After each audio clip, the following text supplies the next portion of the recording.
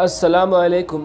اسلامی تاریخ۔ حضرت سمیہ رضی اللہ تعالی عنہ اسلام میں سب سے پہلے شہید ہونے والے خاتون حضرت سمیہ رضی اللہ تعالی عنہ ہے۔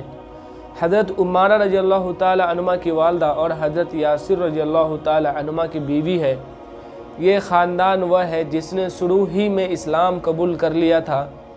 بنو مخزوم کے لوگوں نے غصے میں آ کر پورے خاندان یاسر پر ظلم کرنا شروع کر دیا، یہاں تک کہ حضرت یاسر رضی اللہ تعالی عنہ کا انتقال ہو گیا۔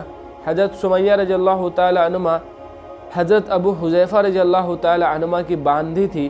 ان لوگوں نے آزاد کر کے حضرت یاسر سے نکاح کر دیا تھا۔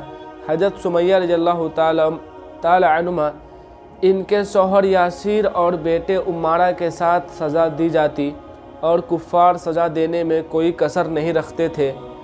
جب حضور صلی اللہ تعالیٰ علیہ وسلم کا گزر اس مظلوم خاندان پر ہوا، حضور صلی اللہ تعالیٰ علیہ وسلم انہیں صبر کرنے کی تلقین فرماتے اور جنت کی بشارت دیتے۔